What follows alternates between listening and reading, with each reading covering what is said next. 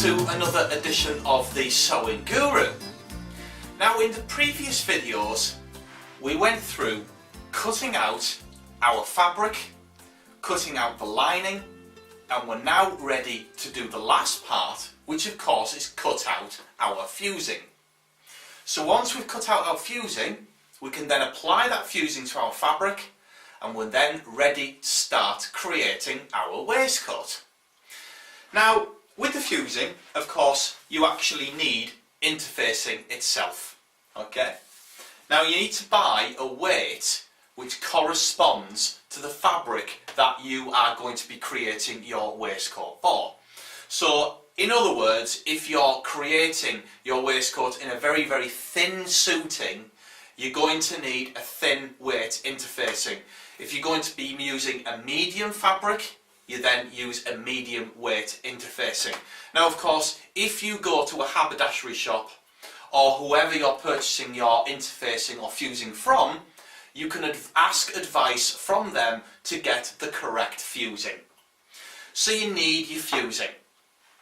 And we're going to be using our front panel and our facing panel of the waistcoat, and we're also going to be fusing the collar parts as well.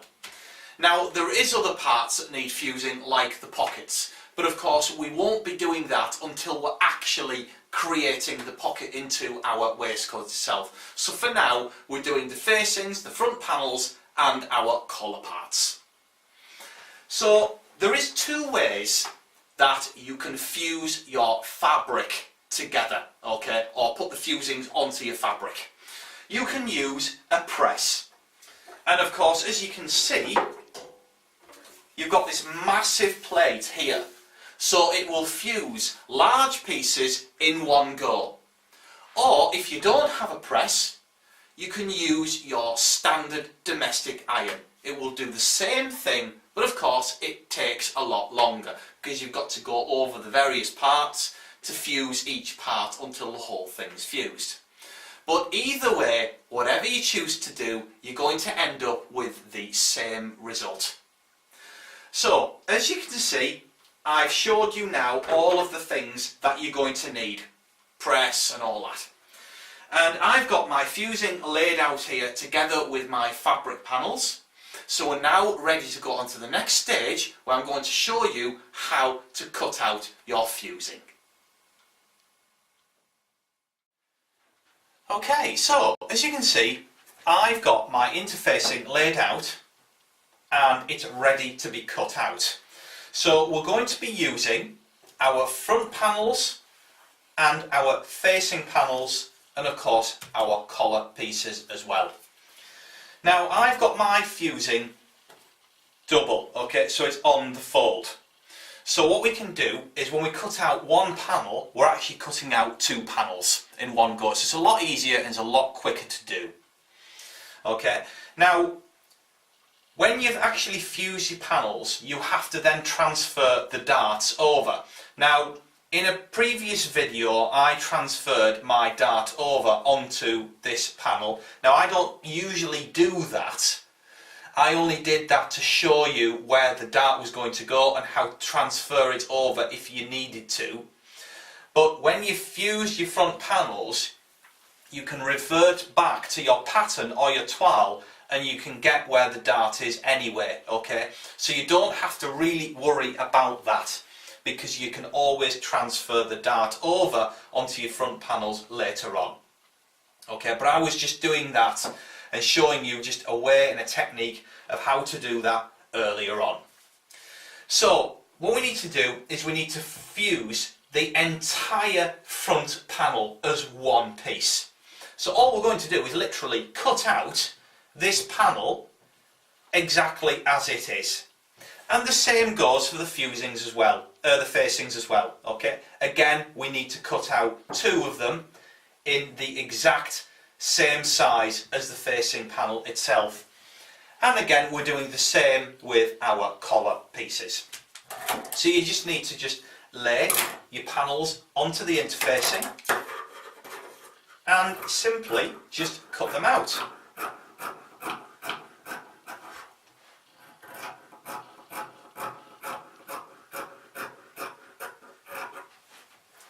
very simple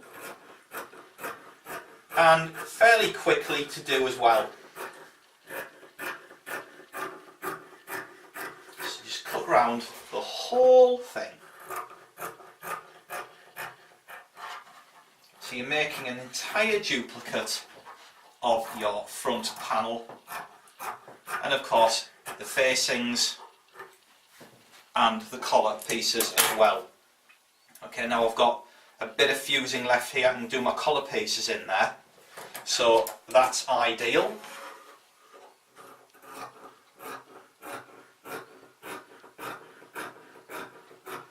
Right along, and then finally around the arm side.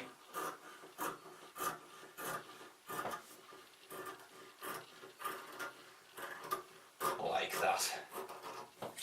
Now of course when you fuse your panels, okay, interfacing is going to stick out slightly. Well, that's fine because you can just trim that off in the end. Okay, so I've cut out my fusing of the main front panel. I'm going to go ahead and do exactly the same with my facings and of course all of my collar pieces as well. Okay, I'm going to cut out 4 pieces of fusing so that I can fuse all 4 pieces of the collar. So I'm going to go and do that now, and then we're ready to fuse our panels with our interfacing. So as you can see, I'm already using the press and I've already started fusing some of the panels. Now I've finished fusing my facing panels. As you can see here, these are the facings. And I've still got my front panels to fuse. So I'm going to show you the process of how this is done with the press. Now, as I said earlier, you can either use a press or you can use a standard domestic iron, and I'm going to show you both techniques. So first of all, let's show you the process of the press. Now, because it's a complete big hot plate, you can do big parts in one go. Now of course you need to see and you need to get the wrong side of the panel facing up, because that's what we're going to fuse to. Okay, so we're always fusing the wrong side. The wrong side of the panel needs to be facing up. Once you've established that, you need to then put your fusing onto this panel. Let's have a look. And you need to get the correct side. Now, before you put the fusing on there, you just need to make sure that there is no threads or anything that are stuck on the fusing that's going to be caught in between. Now, once you're happy with that, you can just place your fusing onto the entire panel. Okay, you need to get all of this really nice and flat, because once it's stuck on there, it's stuck. It won't come back off. So you really need to just take your time and make sure that this is all neatly positioned on there. Now I'm happy with that, so we can just put the press down. Of course, this is already at full heat because I've been using it previously as well, so I know that this is going to fuse and bond the fusing together on the fabric.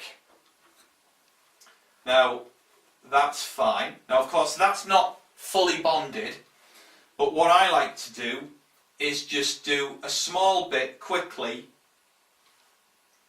and then move this to the next part. Okay, make sure that that is fine and that there's no fabric in between or no threads in between. Like that. And again, we can just now place that down, bond it a little bit, so that the interfacing glue is starting to melt, but it's not fully melted and fully bonded, because what happens is it does stick very, very easily. So we've got the last part to do, And again, make sure that there is no threads in between there. And I'm happy with that, so we can just now bond that part. And with a press, you see, when you put the lever down, it really presses tight together. So it really bonds nicely.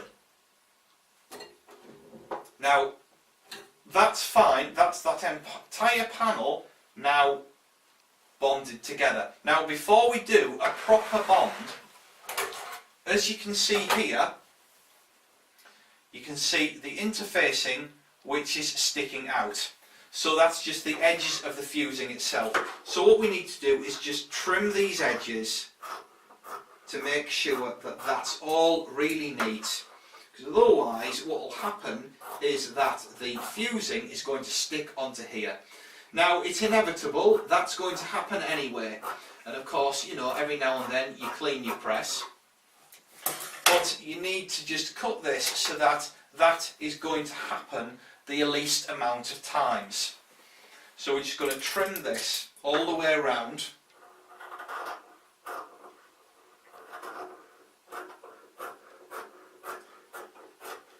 Like that. Make sure that all of the fusing is all trimmed neatly around the arm side. Now this happens because the fusing will move slightly. Okay, with the iron, because you're actually moving the iron around, it will happen even more because you're simply moving the cloth around a lot more. Whereas with a press, once you've got the interfacing onto the fabric and you press it down, it's caught. Okay, so it does it a lot less on the press.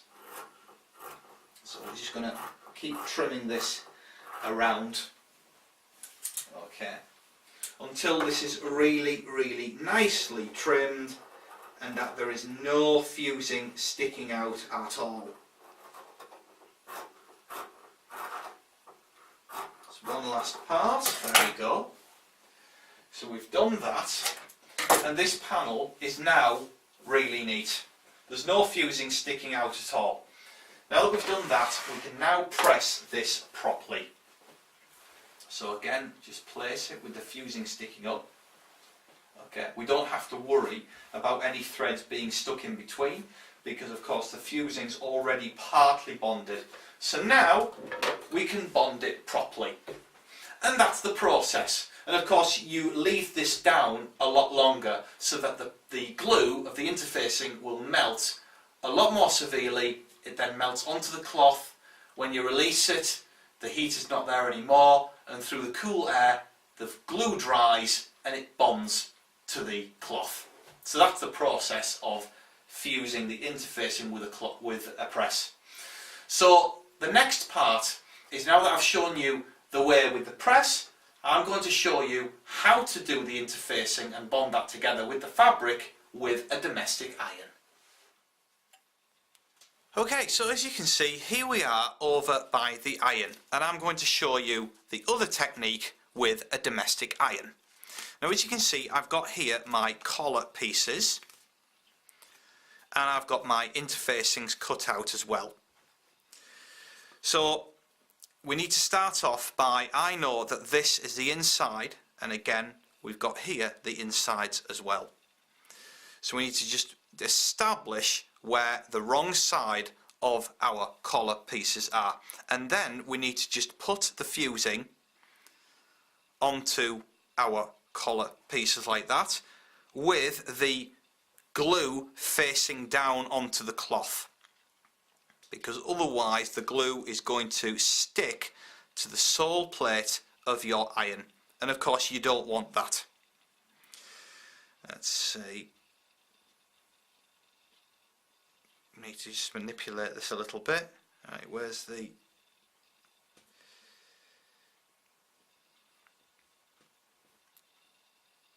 No. Right. That must be the other way. Yes. Is it? No, that's not it, no. Bit tricky this. the...